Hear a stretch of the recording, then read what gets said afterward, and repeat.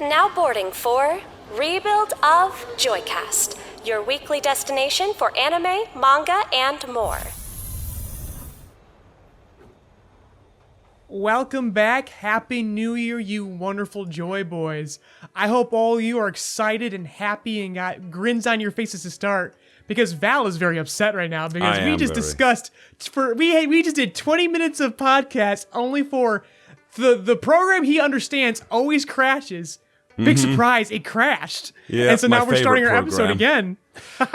I'm on OBS now. I was in my, it's probably for the best. I was in that booth. I've been in that booth for like 6 hours today or something. So yeah, you were doing auditions. You've been a busy lad. So I have. So maybe enjoy it's for some the best. fresh air, touch some grass while we're podcasting. I wish I had some kind of outside studio. That'd be crazy.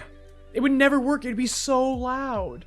If I just did it for podcasting and stuff, and it'd be like, oh, enjoy the ambient sounds on my end as I sit in my Zen garden. The ambient sounds of old British men puking outside a pub. Yeah, great. No, I don't live near. I'd live near a pub, but I live in like a relatively nice little place. I mean, you live in the UK. I know you live near a pub, all right? Yeah. That just goes with the territory, dude. Potentially not for long, actually. There's a bit of pubs are shutting down wholesale, man. It's quite hard for pubs that lately, what with the pandemic and everything. They've been hanging on by a thread for years at this point. I'm surprised considering people are ignoring the pandemic now. I feel like it'd be exceptional now. No, still, even now, people but restaurants in general, yes, I get that, especially mom and pop shops. It's around the world for everyone. True. So, let's just get right into it. Let's pretend like we haven't asked these questions already. How was your holiday? My holiday was good. I partied a lot. New Year's was fucking excellent. Just 420, drinking, partying, and I'm only just getting back to work, really. Like a young man. Yep, me too. Just getting back to work, except I'm an old man. I settled down, had my first Christmas with Steena. We chilled, saw a lot of movies, went climbing in between, and our good friend host got us a Deku waffle maker. So we've been eating a lot of waffles. See, I thought when I saw that you just made burnt ass terrible waffles, but then I read that they were chocolate waffles. If you follow me on Twitter at LeRoy, you can see the waffles. We made chocolate pancakes. I know, I had to warn people in the comments, they're not burnt, they're chocolate pancakes and they're delicious. No, chocolate pancakes do sound dope as fuck. But yeah, we made Deku pancakes, Deku waffles, so the only time I'm ever happy to see Deku's face is on a waffle. And they're delicious, and so we ate waffles, and we binged a now very popular anime, a sleeper hit this past season called Bocchi the Rock. And that's where I want to start this week's discussion, because it is worth discussing. It feels like every Anituber kind of took some time off during the break and all watched Bocchi the Rock, and now have things to say about it. Even though it's been airing all season. And so Bocchi the Rock is, if y'all, the audience, have not watched it, as I said in our previous 20-minute discussion, I'm putting Bocchi the Rock up there with Ranking of Kings as must-watch anime. Exceptional, great, wonderful. Bocchi the Rock is a 4-panel gag manga that has been adapted by Cloverworks. These are the guys who collabed with Studio Wit on Spy X Family. This is also the anime studio that worked on Promised Neverland for that awesome first season and decided not to show up for season 2. So obviously it is worthwhile to be concerned, but Bocchi the Rock season 1, at the very least, is phenomenal. It is like the equivalent of Studio Bones' Mob Psycho 100. The animation is very experimental. It is very extra. The voice acting performances are great. Everything across the board is S+ tier. Double sub. Dub or sub, there is no dub. Crunchyroll did not predict this was going to be a hit. Oh damn, get on it, Crunchyroll. Oh, okay, fair enough. So I'm anticipating a Blu-ray I can release. understand that. Even you have only just gone into it, and I know. It's hard. It's really hard to predict what's going to be the hit. It came again, in Bocchi the Rock is just some 4-panel gag manga adaptation. No one gave this priority because, again, it was a stacked season. You've got Mob Psycho 100 finale. You've got Chainsaw Man, another season of My Hero Academia. Oh my god, they had a million things to work on. So yeah, you can't fault Crunchyroll for not anticipating this. Oh yeah, no. It's there was an anime that I think that was really big last year that just went completely over our radar. It was something Q, I think. And like we had, I have no idea what it's about. I just specifically remember hearing about it and being like, I've literally not watched or seen a thing of this, but apparently it was like considered one of the best anime of the year at one point. Right, but every Anituber is just now magically speaking about Bocchi the Rock right now because we all slept on it. It was a stacked season. No one had time. And then suddenly everyone took their holiday breaks because YouTube kind of falls asleep in early January. So like, all right, let's just take some time off. No need to produce anything for January. And so we're all watching it. Everyone goes, Bocchi the Rock, Bocchi the Rock, Bocchi the Rock, watch Bocchi the Rock. And we're like, okay, let's see what the hype is about. And my God, it exceeds the hype. People have made comparisons to K-On! And as I had this previous discussion with you, Val, because of Bocchi the Rock, because you asked, is K-On! Worth watching? And I said, it's historically influential. It's influential, and I know you're not a fan of cute girls doing cute things in moe, because you've like complained about this during Licorice Recoil. But Bocchi the Rock is this and more. It's very authentic to the socially anxious experience, but unlike K-On!, this is about a band that actually is a band, and it has almost like the power scaling and escalation of a shonen. These girls learn and pick up new techniques and evolve and adapt as the series goes on. It's 12 solid episodes, and it also gets highly emotional at times. And after all that, it's still fucking hilarious. It's absolutely hilarious. It's the show that has it all. It has it all, Val.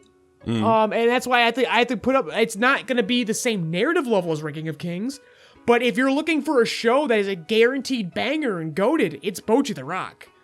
And again, unlike K-On!, where they flirt with the idea of music, this is a rock band series that actually has good fucking rock music in it, and great characters, and sometimes we've also kind of complained about is how anime tends to skew towards a younger audience that just opens it up for maybe older people to latch onto.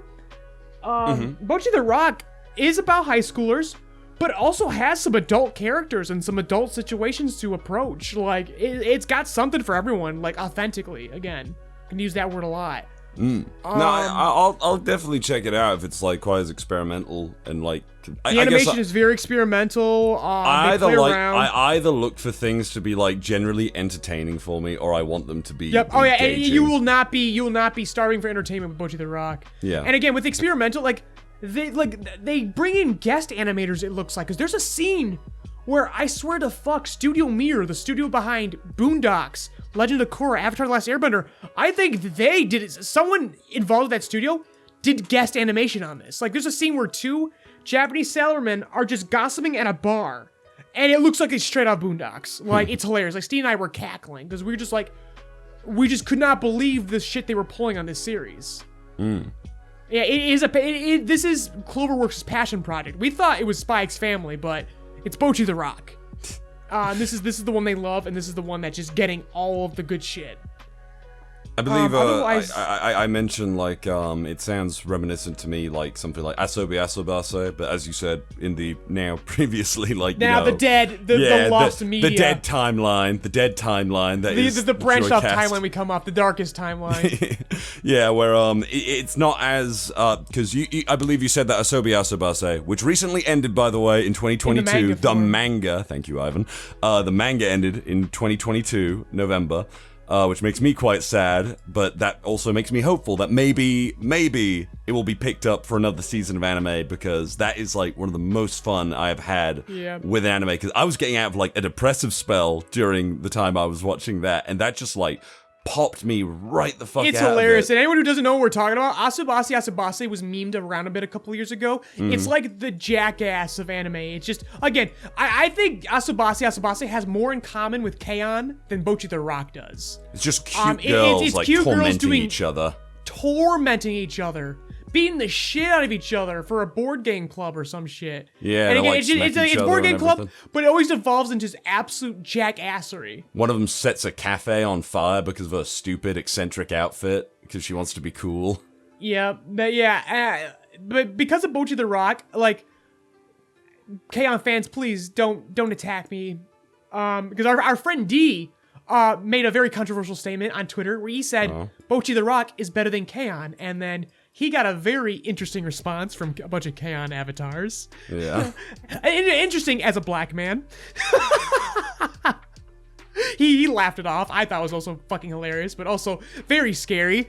But yeah, so we're not gonna. I don't want to shit on K-On! Too harshly. No. But at this point, because now that Bocchi the Rock exists, K-On! Is very influential. But we're at the point now where Zoomer, like, I don't think K-On! Is must watch anymore. No. And it's getting to the point where I know a lot of people have complained about it, and I've tried to be positive about it because K-On! Is still very well made. It's still very influential. But now that influentialness might actually be a stain on anime now. On the consumption of anime. I don't know, man. Like, Bocchi the Rock is just so much more authentic and just does everything just so much more right. I mean, it was like, when did K-On! Like, come out? Like, I'm looking, it's... Is that like 2008? It's gotta be old. I always say 2008 for everything. 2009. It's a 2009 thing, yeah. Man, 2008 through 2010 was just a hell of an era. Like, lots of things that we still talk about today came out then. God, yeah, I mean, like I said, Lucky Star at one point was, like, really fucking big, and you'd see everything about that. That was, like, a 2003 manga. And I'm gonna act like, oh, and then K-On! Took its throne, but now I'm looking at it, it's like, Lucky Star came out in 2007. That was, like, my first year of high school. So I was, like, watching Lucky Star or something in, like, my first year of high school or something like that. And then K-On! Literally came in, like, 2 years later. It's funny now because it's, like, I specifically remember everyone being like, Lucky Star used to be so big. I'm like, wait, was the era even that long then? Because I liked Lucky Star, I didn't watch K-On!, but I heard from Lucky Star fans, oh, Lucky Star's irrelevant now because of K-On!. It's like, oh, I thought the era was longer. But maybe I will check out K-On! Because you know me, I'm not one to be like, oh, it's like so I was about to mention that because in the previous discussion, you asked if you should watch K-On! At this point, now that Bocchi the Rock exists, no, you really don't have There's to. no such thing as, like, a separate thing invalidating, like, something. I don't think it's invalidated. I'm just like, I don't think this not that kind of situation where it's like, now there are two high school rock band anime and you have a finite time to enjoy things. I would go with the one that is clearly better produced across the board. And it has a more authentic and enjoyable story. I'm trying to think, like, what am I watching right now? I'm still watching Den no Koro. Because I don't think K-On! Is bad. I just think Bocchi the Rock is just better. And I know a lot of people complain about K-On! I'm like, well, now we have a legitimate argument now. Well, it's now, like Haruhi, now we can actually move on. It's like Haruhi Suzumiya. I mentioned I watched, like, a few episodes of that. And I wasn't, like, immediately engaged by it until maybe episode 3, where it got into, I'm an alien, he's a time traveler, she's a god, stuff like that. And I still didn't, like, carry on with it or anything like that, but yet it's, like, a cultural touchstone in anime, it seems, Haruhi Suzumiya. Yes, that's the one that's influence is never gonna go away. Even as we're dead and buried, the Zoomers and everyone will continue to attach. And that then influence will continue to be there. And then in about 10 years or so, when Bocchi the Rock is, like, overshadowed potentially, who knows if it will have the staying power that K-On! Does? We don't know at this point. It might, but we'll see. In, like, 10 years, it'll be a bunch of Bocchi the Rock people harassing one black guy on Twitter. I don't think so, because again, there's a reason why K-On! In those 2008 early anime have such staying power, because the industry was just not nearly as saturated as it is now. I don't know, Because we can sing Bocchi the Rock's praises to our faces go blue, and there will still be not enough people watching Bocchi the Rock. Oh, yeah, and people will live their lives completely ignorant to Bocchi the Rock, and they will live completely fulfilling lives without seeing Bocchi the Rock. But we will see. You could not avoid K-On! That is for the future to decide. We might have said the same thing about My Hero Academia. If I mean, like, you know, how, like, fans obviously eventually just, like, you know, get onto shit, you know. Eventually, it'll be unavoidable. Like, My Hero Academia. But we're giving K-On! A little bit too much spotlight here. I think Bocchi the Rock has more in common with Mob Psycho 100. I said before, it's like a passion project the way it was for Studio Bones. It's got the same themes about, you know, just, you know, self-improvement and like again, because I get very annoyed by those anxious characters where they're dicking around, but in Bocchi the Rock, it's like very in Gundam, endearing. like in Gundam, which we have dropped. Yeah, but when a character is willing to fucking, like, push forward and it becomes a narrative it becomes both a source of humor and a point of narrative tension and conflict, this character's social anxiety, where they're actively doing better, and it shows the sign of their improvement. Love it. Well, you're very much love it. you're very much an optimist in your storytelling. You want stories to have optimistic like themes. I want at the end development. Of it. Like I want through the development. struggle, but through the struggles and everything, you want it to turn out into an optimistic situation. There's meaning. Like, in the they end. suffered for a reason. Yeah. They learned something. They gathered something. It's probably And why, there's if just you a lot of ever gag. did, There's a lot of gag anime and stories like that where characters are just annoyingly fucking anxious, and they don't really do anything about it. it's And why, people on Twitter go, "Oh, they're just like me for real, FR." And it's like, yeah, but like, I think even a real human is not that. Don't ever aspire to be that fucking stagnant in your fucking life. Oh yeah, I mean that's why I kind of think Bocchi's awesome because she's aware of her issues, and she surrounds herself with great friends who are patient with her and are helping her work on those things. Like it's so wonderful. It's well, such it sounds. a great Well, I'm cast gonna of say, you know characters. what this seems more like to me, Ivan. You know what this seems more like to me, and you might hate this. This just seems like you're welcome to the NHK. Welcome to the NHK is a little rough. It's rougher, but it's like Because it's my, Bocchi it's isn't my a fucking kind. Bocchi isn't a borderline fucking terrorist. Well, Sato is not. Bocchi isn't just a few steps away from shooting up a school. Okay, so Whoa! He's not gonna. Well, he's too fucking anxious to do that. but still, man, he's got like Bocchi is not a misanthrope. All right, she desires to be with people. So does he. But he makes the way he says some He things makes about the wrong choices. It gets very celibate there. Oh, yeah. I don't like it. See, I like that story actually. Bocchi's just a greasy trash waifu. Would you like to know something sadder about Welcome to the NHK? The author As if it wasn't already quite sad. It's already quite sad, but the author actually wrote the book and became like a bestseller at one point. And he did it in order to fix his life. And then, like, he basically turned around in 2 years and it's like, oh, well, how did that experiment go? Is everything all right? And he's like, no, everything's kind of worse, actually, because he works on manga. No, not the guy who made the manga. The guy who wrote the book. Because it was a book first. It's actually an adaptation of a book. So based on a book series. Oh, okay. Because then he had the money to burn and fritter away by being antisocial and buying whatever the fuck he wanted, and it just like kept his life going like that even longer. I know, that but now series he is was just comfortable. so fucking miserable. There's a little such thing. No. as too much It does get good in the end. Like it does get to I all skip the to suffering. the end. Like, I see what's going on. I'm like, yeah, sure. All the but suffering that being said, was though, worth for all it, my but- complaint though, I will always enjoy the Suicide Island arc. Though. Suicide Island is fucking dope That as fuck. shit is fuck. I mean, the things I was just talking about Bocchi the Rock. That is that arc in Welcome to the HK. Like we actually see progress in meaning to the madness, and like the problems actually being a source of both humor and tension, and the story actually being a story versus just a fucking miserable time. I swear it gets like even more interesting. I believe as it you. goes. I just don't want to go on that journey. It's not worth the journey for me. That's too much. That's too much digging in the trash, too man. much, man. Shall we catch up with some manga? Because frankly, I didn't really watch anything that I can say like that I haven't I was already about to talked ask about. if you had at some any point. interesting Christmas stories for Christmas. I watched the Grand Budapest Hotel for the first time. For the first time? For the first time.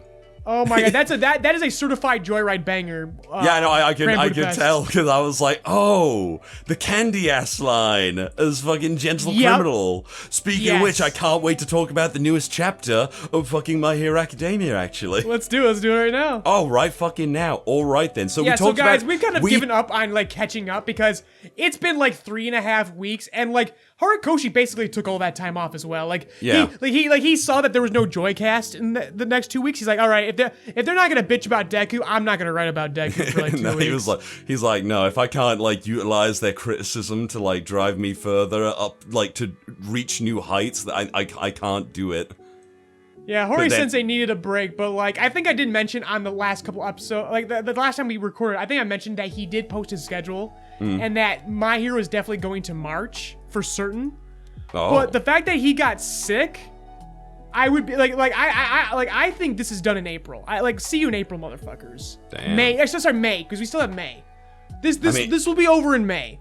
If he somehow goes, like the fact that he just got sick, I will be fucking shocked and alarmed if we continue to see My Hero Academia in June. There's no fucking way. This man is on his last legs. Probably. He's got to be in rough shape right now. I need to ask you, whose fucking hand is it at the start catching the cherry blossoms and stuff?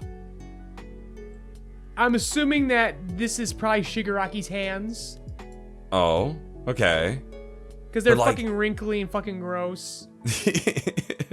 I wanted to say it was like Overhaul, because honestly, it's like, if this ends in April, Overhaul doesn't have hands anymore. Does he just not have hands in general? I thought he had like He doesn't have arms. He just doesn't have a... Wait, did they like censor it in the anime or something? They never showed it in the anime. In the manga, I mean, this core we're entering into season 6 part 2, we will see Overhaul again. So we'll see how they demonstrate that. But he just doesn't have arms anymore. I'm kind of annoyed with like the core thing actually, because like I'm feeling sad for Bleach fans that Bleach is like on a break and it's gonna come back in like April or something like that. Hey, that means they're giving it some much needed time. Yeah, exactly. And it's good, but it's like they waited like how many years in between? They can wait a couple months. They have waited 10 years since the anime. Yeah, ended. 10 years. A couple months is nothing to 10 years. They'll be fine. That's right. We've already waited 1 gorillion years. Who says we can't wait a bit longer? Totally. Right. Our boy Nemona.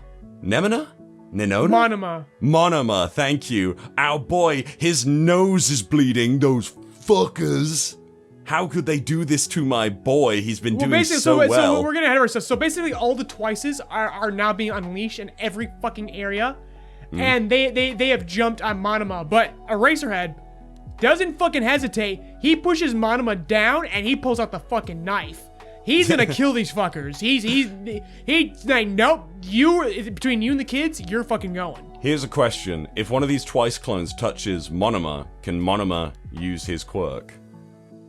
That is a fascinating thing, and I'm wondering that too. Because I know the rule of his quirk is if the body produces something, like he needs something in him to produce the material or whatever. So if it works like that, no, but it'd be really good if it was just like, oh, millions of Monoma.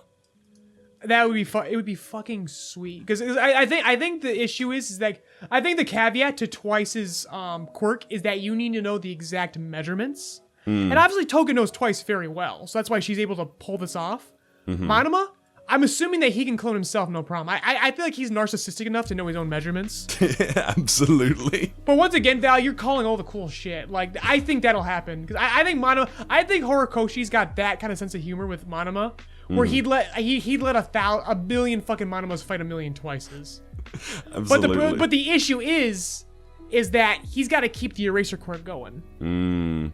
Yeah, he's got a more important job to do. He can hold multiple quirks. I am aware of this. I just don't know if he can do them. But it depends on like how much concentration it is, and the quirk is always we're at slightly the very inferior. we're at the end game now. He can break these rules, I bet. Is the quirk always inferior when Monoma uses it?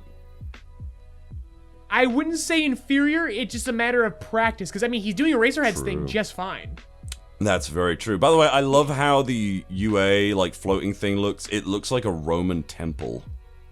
Especially when it like gets blown up and the pillars are like, you know, flying everywhere, doesn't it? Like a Colosseum, yeah. Oh yeah, no, it actually looks fucking badass. I've actually been enjoying the flying UA like every time it's around. I mean, remember a couple the episodes came back when we showed that we said this is when the series started getting good again. When they had the flying fucking school. Because they started getting fucking ridiculous.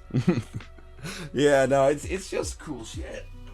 It's fun. Then, meanwhile, Shigaraki just like literally sheds his skin like a freaking lizard.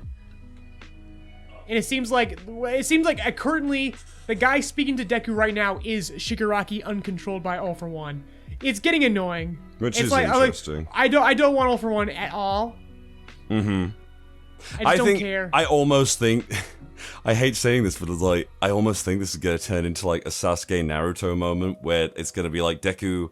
We've been saying it for ages. Deku's gonna save Shigaraki. They've been hinting at it that obviously Shigaraki is savable, as much as I do not fucking want him to be. Neither of us do, really. But it really does feel like Shigaraki, just me and you, whoever fucking wins here, like, you know, does what they will with the world and everything like that. And they're probably gonna, like, fucking fall down and Deku's gonna fucking reach out and lose his arm or something, and Shigaraki's like, why, Deku? You know I kill whatever I touch. Not this dick, Shigaraki. I don't fucking know. It's just I don't care. At this point, I feel like we're just kind of waiting for it to end now. Yeah, like what is left to anticipate other than, you know, a million monomas? So the reason why I feel like this is gonna get wrapped up very quickly, because not only did he get sick, but the previous chapter, again, we're not gonna hit every chapter we missed over break, guys, because we just don't fucking remember. It's been a couple weeks, but he did like 9 pages last week of setup, where he's got Endeavor squaring up on Dabi right now. Mm-hmm. It feels like I think it felt like Endeavor was basically saying he's quickly. It felt like Endeavor was basically saying he's going in for like a fucking suicide run or something like that. What's that? It felt like last time that Endeavor at the very end of the chapter is like, "Oh, I will watch over you, son." It felt like it's like famous last words or something, or like fucking. Like, yeah, we're about to die, and I'm like, bullshit. You can't kill Endeavor. I'm sorry. Don't do this. Yeah, I don't know. Like he's gonna get. It's too late. Again, All Might missed his fucking chance to die. So did Endeavor. We're not. Yeah, doing this. it'll just Stop mean it. that Endeavor will be the better #1 hero because he actually fucking dies and shit. He's not gonna die. There's no fucking. You just don't want him to way. die because he's hot and you'll miss his He's fucking already lost turtlenecks. an arm. Again, limbs in the absence of consequences. There's not. If you lose a limb in My Hero, you ain't fucking dying. It's like, no. I usually like people losing limbs in fiction and everything like that, but then when it's like, oh, everyone's losing arms and legs, it's just like, it's just a part of it's it. past the point of parody at this point for My Hero. Stop. There's too many limbs. It didn't stop Mirko. It's not gonna stop Endeavor and Mirko's shit like that. a freaking quadru amputee, hasn't stopped her. Like, Jesus Christ. But She'll still be fucking biting people. The most exciting thing in the chapter for me was definitely the guy who's part of the fucking Liberation Front. I don't even remember his name because frankly, everyone in the Liberation Front except for Redespro kind of fucking forgettable. And it's just this guy who apparently is the linchpin. He's hacked into the UA control system, is fucking shit up, but he's intercepted by La Brava. And that only gives me hope that Gentle Criminal is going to appear. Don't give me too much hope, man, because that's what I really want. I don't think we're getting it. I almost feel like we are going to get some kind of like, oh, Deku, that the hand that you reached out instead of just like beating us up and everything, yeah, we want to help save the world as well. So like us, the criminals, are going to come in and fucking help as well, because we don't want the world to end. We want to be fucking bad forever. Something like that. I still hope that we get Koichi come in. Koichi flies in with fucking Captain Celebrity. Again, they're not, because again, America's disbarred. Oh, yeah. Koichi can fly. Captain America, Captain Celebrity can fly. They fuck them. They don't have to fucking live by those rules. Nothing like that. Do you want to talk about One Piece, by the way? Because like One Piece has just been fighting lately. It's not been like, you know, too much going on really. I think we could like cover that pretty quickly. One Piece? One yeah. Piece. I mean, it's Kuma. I think he just crossed the red line, didn't he? Yes, he did. He literally flew over Reverse Mountain, I believe. Yep, he is well on his way. He's well on his way. He's gonna like fuck some shit up probably. He has crashed into a wall. I want to say it might be Reverse Mountain, like 'cause it's just one big fucking wall. Red Port, the base of the Red Line. So yeah, it's somewhere along the Reverse Mountain, I would want to say. And we all know where he's going. He probably wants to get to Bonnie as soon as possible, but then people are also saying, I've seen that he might actually be going to MerryBowTie again for some reason. Like, we don't know. But obviously, money's on Bonnie. Dr. Vegapunk is getting ready to leave, and some of the other clones, Lily, I want to say it is. I forget which one it is, but the first Vegapunk that we meet wants to fight. The rest are pretty on board with, like, getting the original out and running away. Bonnie Did you see that page where Bonnie just looks absolutely fucking demented? What page is that? She's like, I just got to it. Yeah. She's like, that Vegapunk to think he'd stoop to using it's just bugs the against art. me. People, I mean, we unabashedly are big fans of BGE. We listen to his Talking Pirates, and he's got you can go listen to him and his thoughts on the art of One Piece right now. Oh, is he not enjoying it or something? I haven't listened to him for a bit. I haven't been listening to Talking Pirates. I'm not here to disparage art.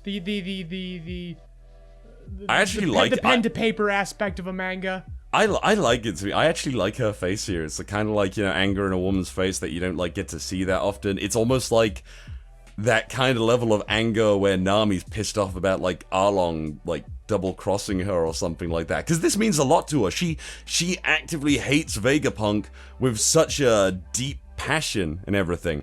We also get the reuniting of Kaku and Zoro, who's obviously just sleeping. He like blocks a hit and everything, and he probably doesn't even remember Kaku. I wouldn't be surprised. I don't even see him like really acknowledge who he is or anything.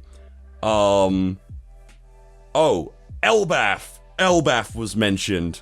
My God, am I excited for Elbaf. It's a shame we're not at Elbaf. Kid's on his way to Elbaf. That's the thing. Which, does that mean we're gonna get another kid team up with Luffy? Because Luffy needs to go to Elbaf. If Luffy doesn't go to Elbaf, It's not about Luffy going to Elbaf. It's about Usopp going to Elbaf. True. What? Usopp's gonna get like separated by Kuma and like go on his own little adventure with the kid pirates. I'd be down for that. Whatever gets Usopp to Elbaf. Well, I don't want to separate the Straw Hats again. True, but it's like Usopp can go for a bit. If he comes back, if he promises to come back, cool. Whatever. I just want him to get there. We also come in on the Navy. There's like a cute goth girl with like a fucking spike collar and everything. Just fucking my vibe. And Garp comes in, and apparently he's gonna save Captain Kobe, and that makes Helmeppo that's what I'm excited about. I'm excited for Big Chad Garp gonna go assault the Blackbeard pirates. We ain't gonna see it. We're gonna get a glimpse of it. We're gonna get like a cool 5-page fight, and then we're gonna like, you know, leave it. Blackbeard won.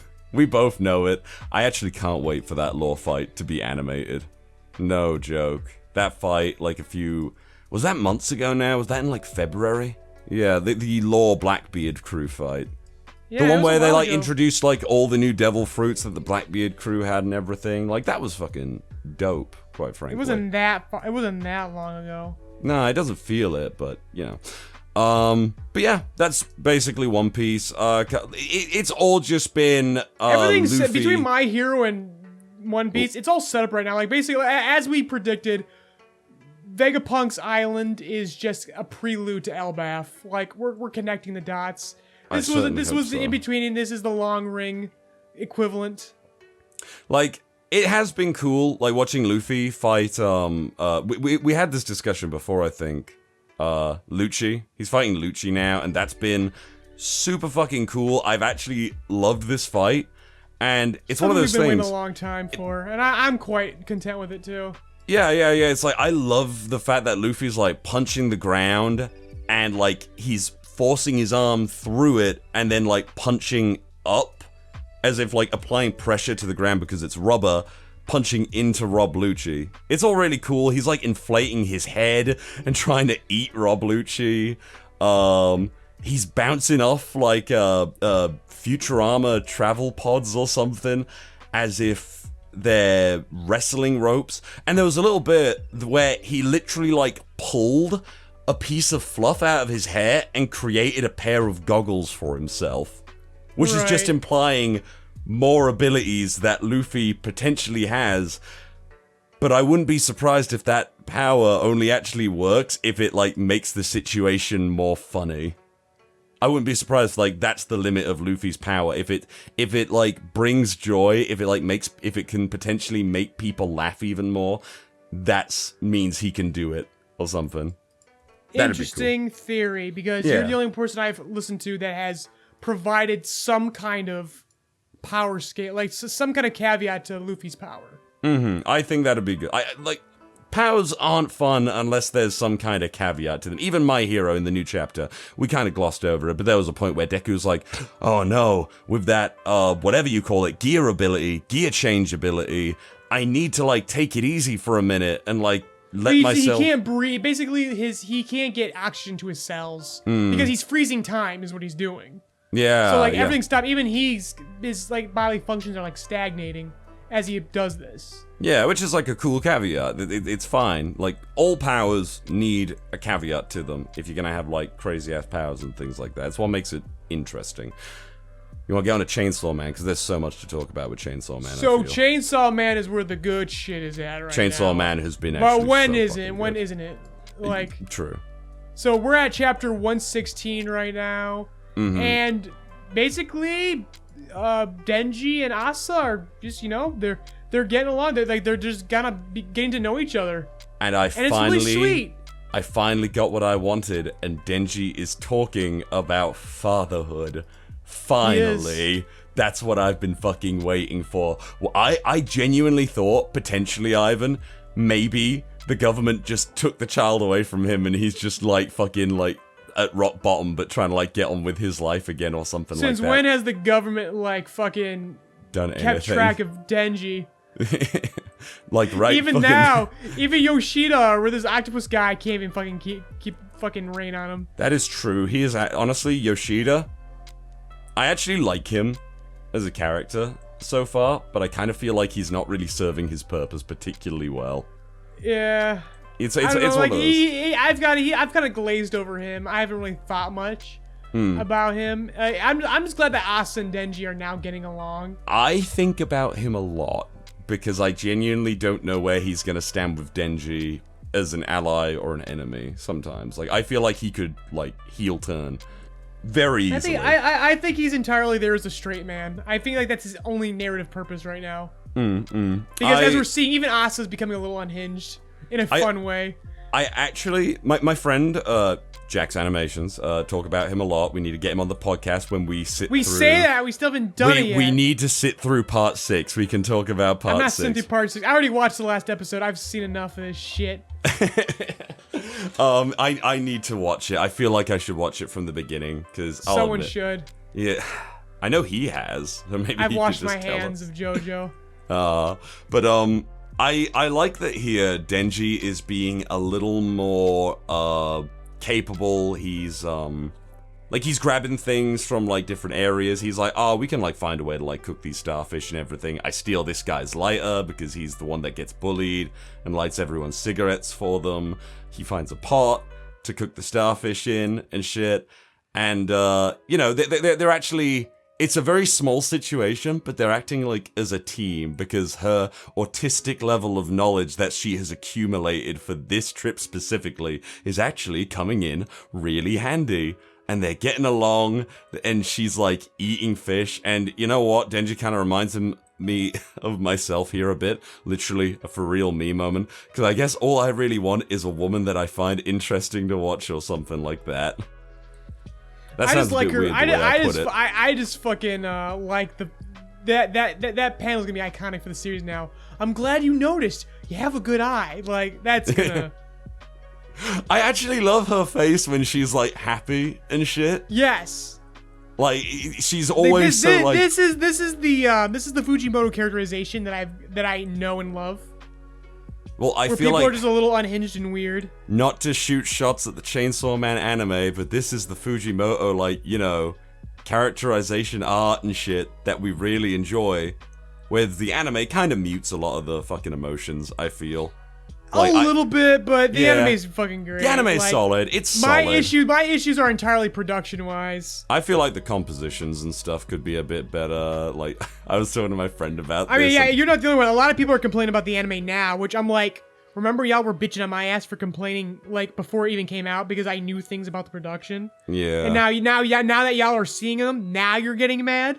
Yeah. I emoted an apology. It was because I think it's passable now. It's still solid. Y'all bullied me into being complacent. But it's like I didn't keep up with it regularly. I just popped in to see. I quite enjoyed it. Yeah, that's good. I just popped in to see, like, the iconic parts and everything.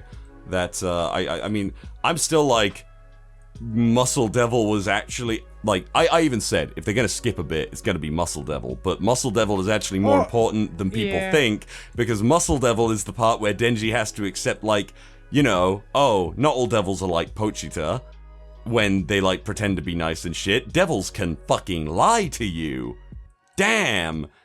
And he has to accept the fact that, oh, you know, I have to do things that I might not really They want to basically do. abbreviated that with the freaking chicken-eating devil there. When he was his first mission with Aki. Yeah, they did, yeah.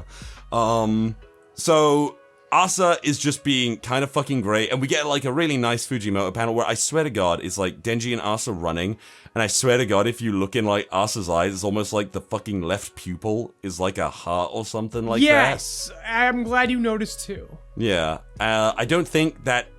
I think maybe it is just an oddly drawn pupil, but I it think so so, too. does look like a heart. But you know it's gonna fucking make people ask questions. It's gonna start some shit.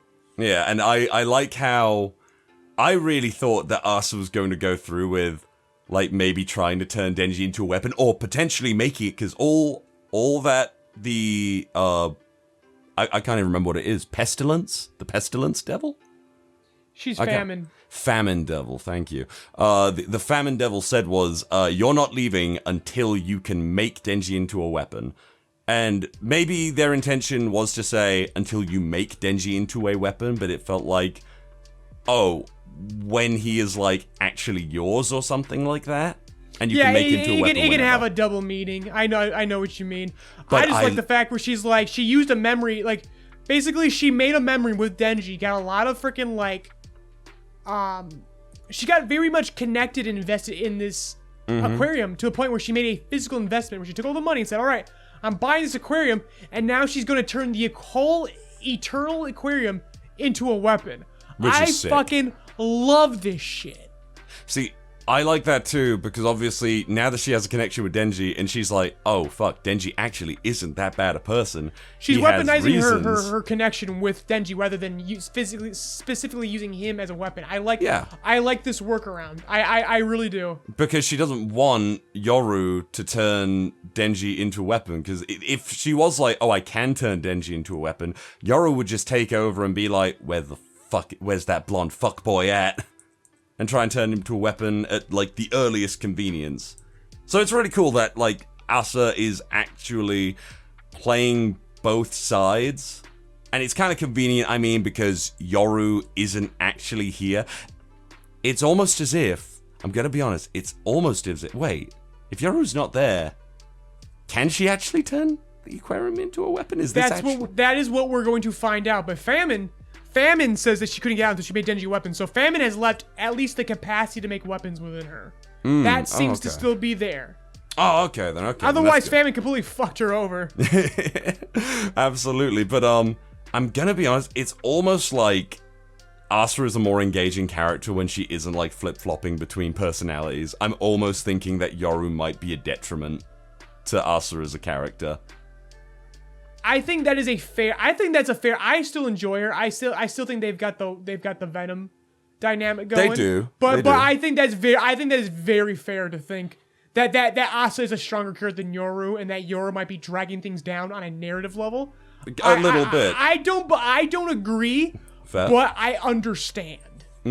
Because Asa is absolutely a stronger character as she continues to show more of herself. Because remember, not only a few chapters back, you were talking about how Asa was probably gonna die very soon.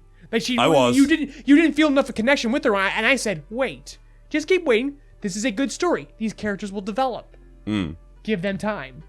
That's true. I did say that. I was more trying to say, like, there is potential. Get the fucking receipts, motherfucker. Play the footage.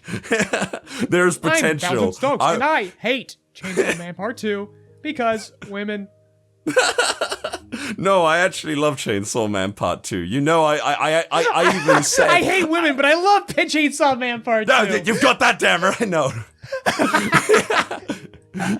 No, but I actually do love Chainsaw Man Part 2. I even said at the beginning, like, this is a stronger beginning to the series than Chainsaw Man Part 1. Because it's already well established, that's why. Yeah, because Chainsaw Man Part 1 starts off like a basic fucking shonen. It's just darker. It's like any other shonen, but it's just fucking greasier and darker, and that's why I dropped it the first time I picked it up. No, I actually genuinely think if Chainsaw Man Part 2 did come out you kept insisting on its on own, it, like, okay. If you like changed the timeline around or something, and Chainsaw Man was like the start, Chainsaw Man Part 2 was the part of the series, the first part of the series, I would actually think like, yeah, this would actually do fine. Right.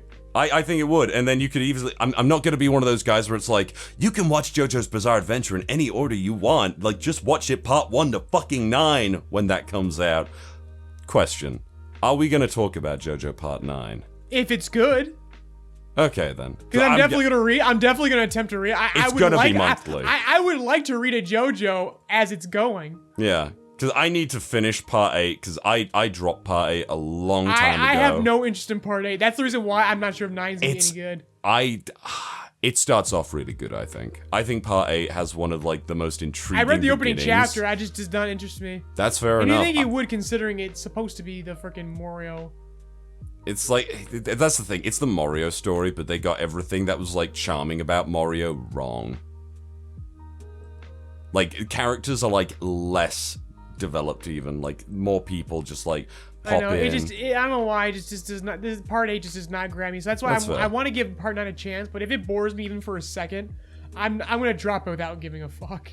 But no, I do like women. Steena's cool.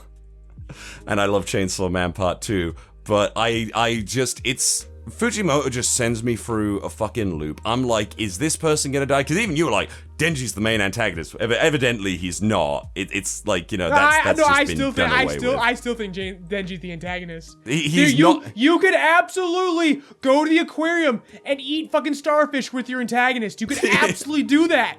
It's a sign of a good fucking story. Of course you can, but I mean, like, just like the fake Chainsaw Man that's potentially, or the Chainsaw Man devil. We have still to achieve our, in quotations, the liar revealed moment when Asa actually learns that Denji is Chainsaw Man, and she goes, "You lied to me, you," and Denji like, "I tried to tell you 1,000,000 fucking times, bitch." He's like there in fucking tears in front of her. I tried to fucking tell you! Denji's the one who's crying, "I tried to fucking tell you." Yeah, exactly. He's there like pulling on his fucking river. I told you 1,000 fucking times, I'm Chainsaw Man, not that loser. Speaking of that loser guy, by the way, the guy who's like the no longer like the Chainsaw Man imposter, but the man closest to Chainsaw Man because he's basically a fucking fanboy. Don't even remember the fanboy. He's the president. He's the president. He's the guy who's like, Chainsaw Man, I'm here, in like the previous chapter and everything. Are you talking about the Weed Whacker man? Yeah. Well, 115. 115 after Asa drops the mobile phone. Did we even talk about her dropping the mobile phone? Like I said, time has passed. I don't remember if this was before or after break, man. You're right, yeah. It was a very short chapter. It was literally 10 to 11 pages long. The chapter where Denji and her sat down. But yes, they do drop Weed Whacker Man theory, like, off the bat. Like, he's like, nah, this is just an implant from some surgery. Who the fuck knows? Who the fuck cares? They're moving on. I might not even be part of the fucking manga after this chapter. Who the fuck knows? Like, who knows? Who cares? Well, if he comes back, we will give him more time then. But otherwise, I consider him dead to me. Yeah, fair enough. And I guess to finish it off, let's talk about Yomi No Tsugai. We should talk about Yomi No Tsugai because, man, when it's good, it's good. It was fucking good today. I really enjoyed it. Honestly, Ivan, I understand the wait for a monthly manga is hard. It's hard, especially because Yomi No Tsugai is really taking its time, man. I still think this shit's slow. It is. It's absolutely slow. But the action's good. Again, we said it like when it was first coming out. I mean, it doesn't get more Saturday morning monster of the week than this. You're not wrong, but at the same time, it feels good. Like I'm enjoying my time. It is setting up the pins. It has taken a year to set up these pins, and I know deep in my heart that it's all gonna be worth it in 5 years. You think this series is gonna last 5 years? I have no fucking clue, to be honest.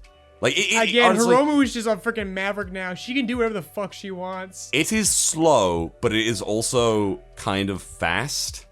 Like, we have gotten from, like, you know, the mountains, the, like, seemingly... Yeah, at first you made me scratch my head by it. You know, you're kind of right, because, like, we completely skipped over, like, them being enemies with the other crew, with the sisters' crew. They kind of just, like, they're all just kind of, like, working together now, and that's just it. They are on, like... We skipped a whole season. They have, like, declared an amnesty or something. Basically, if this was Digimon, they've already teamed up with Davis within, like, 2 chapters.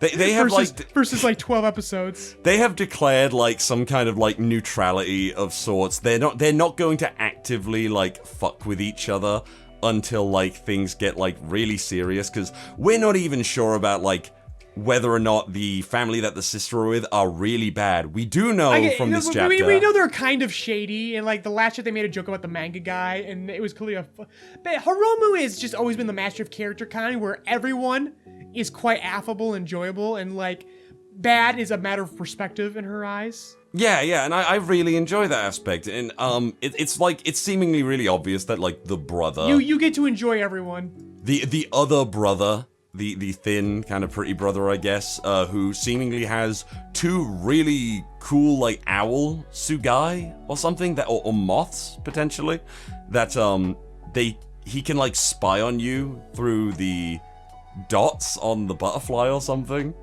Maybe like they look like eyes or something, and I'm kind of thinking that the one in the shadows might be the one watching them, because you can see it's got like 2 eyes in the darkness on this like page as he's watching the granny. And I actually really enjoy this aspect of like just grabbing side characters and like pulling them into the plot. Like you've got this like woman who's like saying like, oh, I've got to get home and fucking prepare dinner for my husband and shit, so but I'll help you because I want to survive this.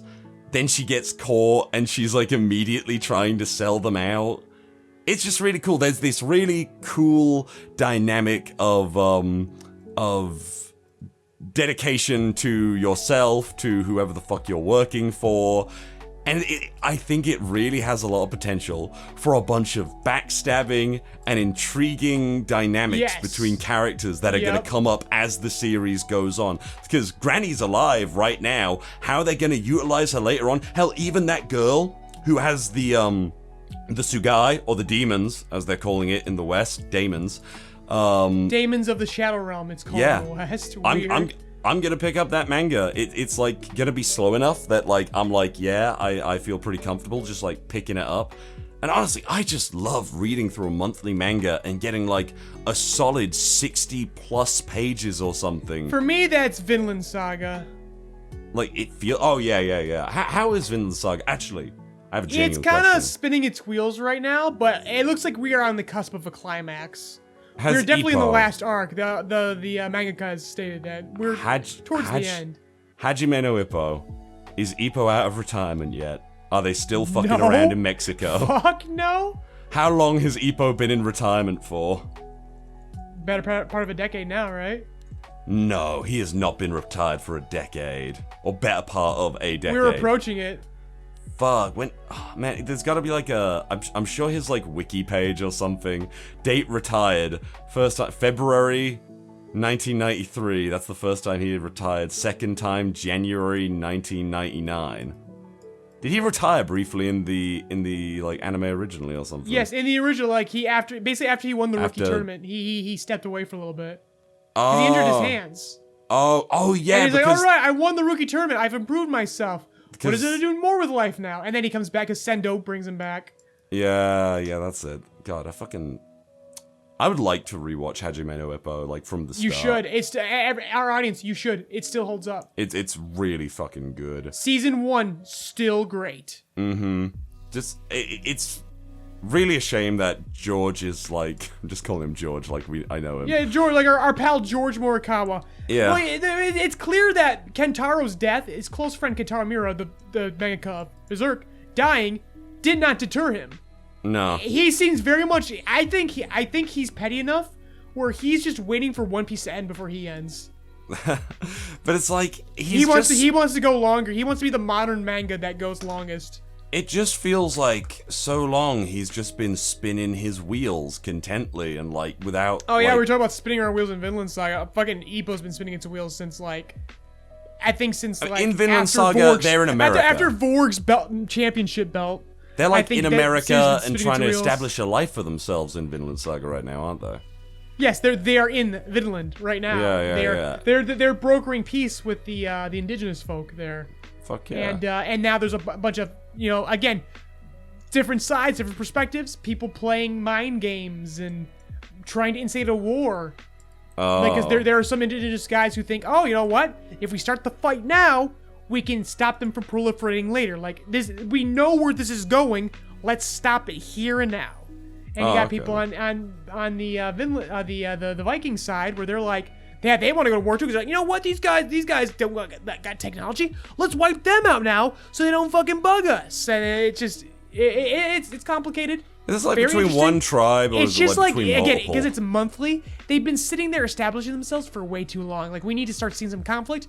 And these past couple chapters, we are starting to see it arise. Like we're starting to see where this is going. Is this like between a tribe or is it between like multiple tribes and shit? One tribe is all we're seeing. Oh, okay, well, that makes sense then. I was about to say, because obviously, like, Because in the grand scheme of things, they're fucking outnumbered, but... Oh, yeah, but they wouldn't work together is the thing.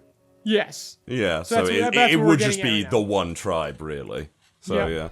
I need to get into Vinland. I know the new season's coming out. I should really watch it. Yeah, Farmland Saga specifically, and that's what people are calling this current arc in the manga, is Farmland Saga Part 2. Oh my god, is it like the samurai manga, Ronin, or something? You know the one by the guy who made Slam Dunk?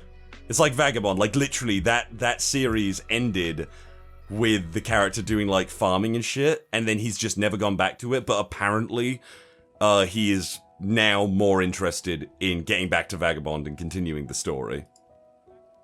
And that's been like on hiatus since, I want to say, 2015 or something. Yeah, it has been in hiatus since 2015. It has been on hiatus for 7 fucking years. So that would be a pretty amazing return, quite frankly. Yeah. I think we basically talked about everything. Like, yeah, we basically called, like I said, I'm sorry, normally when we do a catch-up episode, we do like multiple chapters, but like, we were gone just a little bit too long, where things are just not as fresh in our heads. But that being said, a lot of the chapters have all coincidentally been very set up and very short because, again, even the mangaka themselves wanted to take a break over this holiday season, and they deserve it. Chainsaw Man had 2 super short chapters. One Piece did a fair bit, and My Hero Academia was on break for ages, and Yomi No Tsugai. And then the one chapter it did over break was short. Yeah, like it's convenient, honestly. Oh yeah, just to like wrap up our thoughts on like, well, at least my thoughts on Yomi No Tsugai.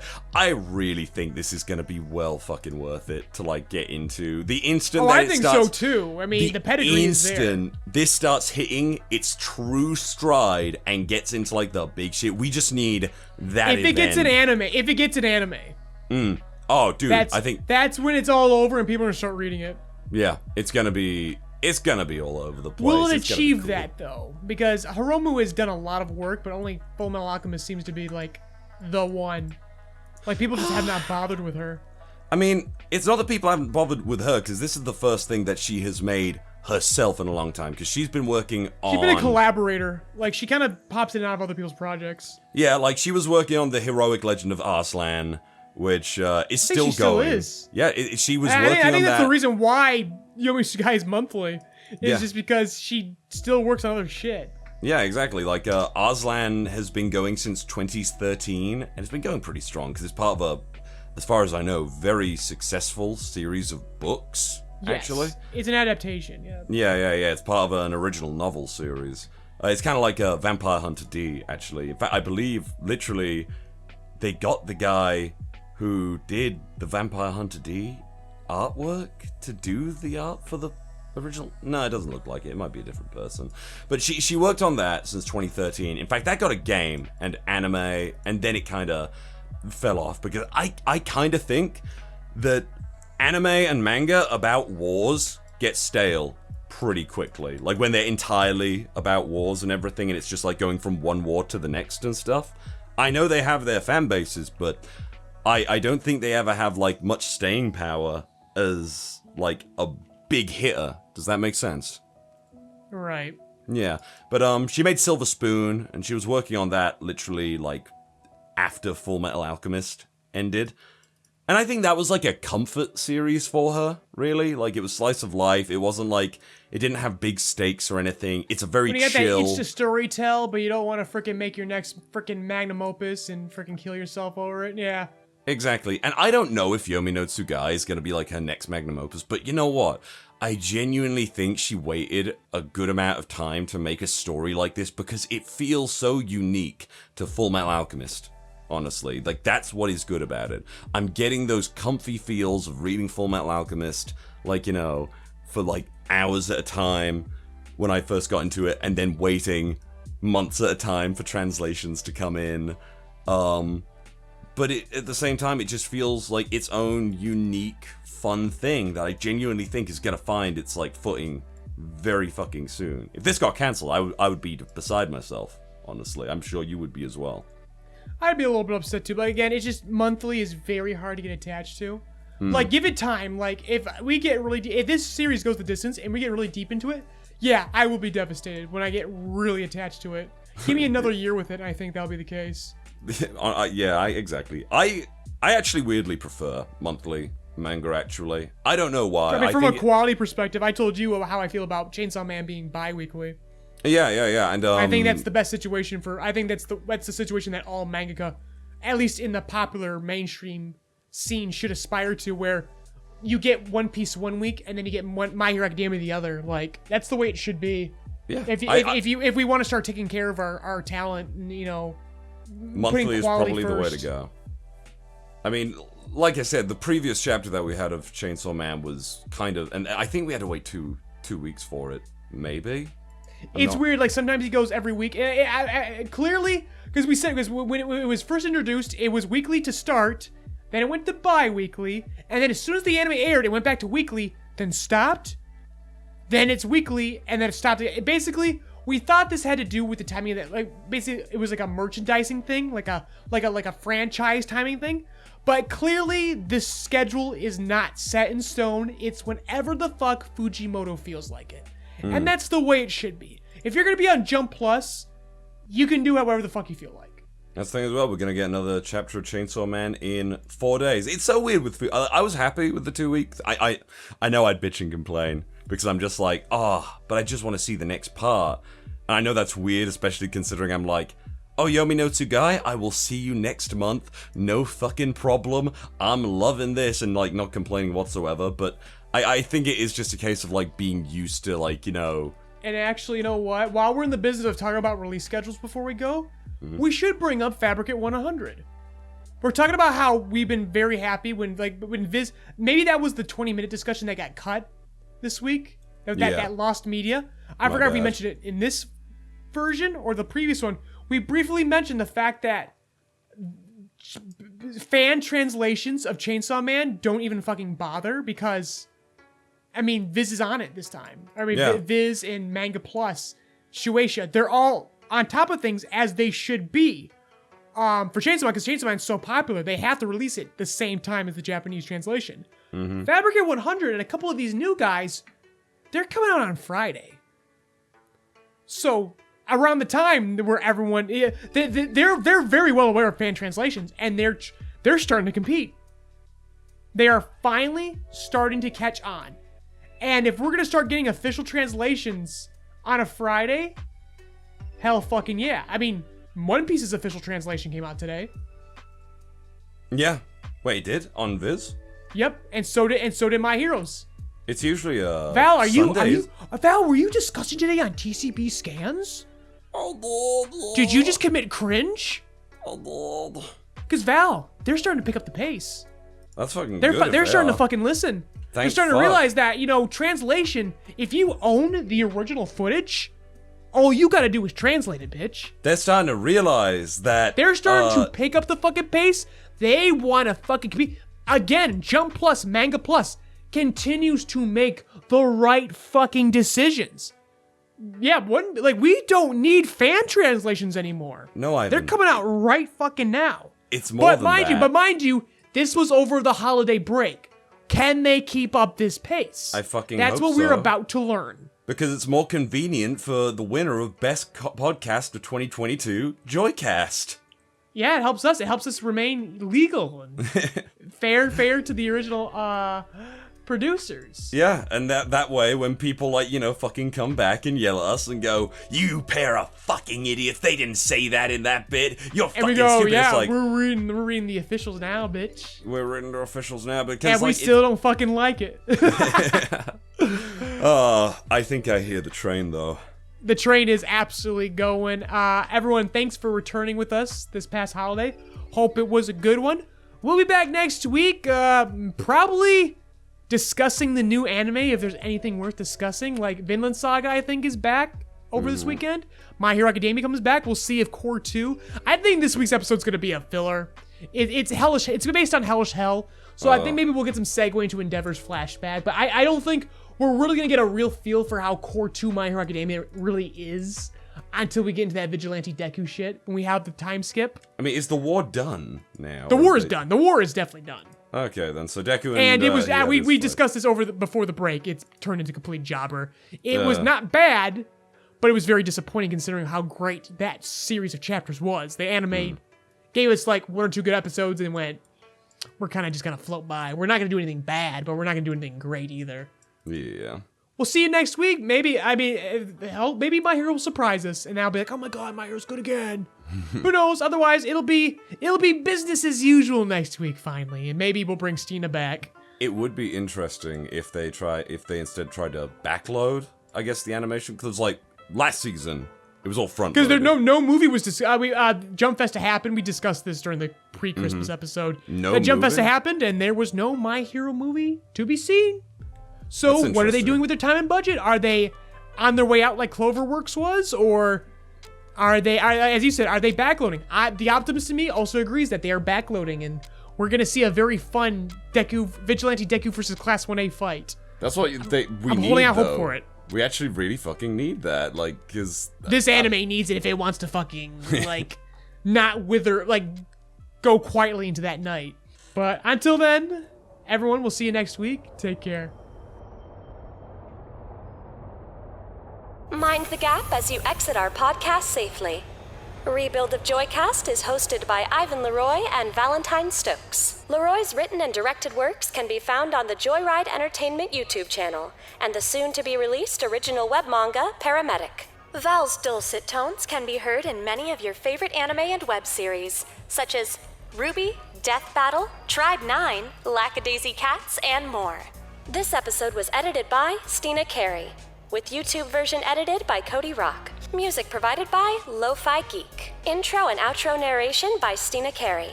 Outro music composed by Michael Pejovich. Logo and visuals designed by Ivan LeRoy.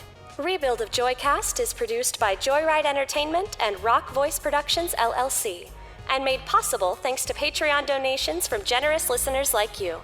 This month's highest-tiered Patreon producers are Mr. Host, Gooner Bear, MerryBowTie, and Hope D. Cruz. If you would like your name shouted out at the end of each podcast, an invite to our private Discord to interact with fans, cast and crew, or early access to all of our content, be sure to check out JoyRide Entertainment's Patreon. Links provided in the description. Thank you for keeping JoyRide's engine burning.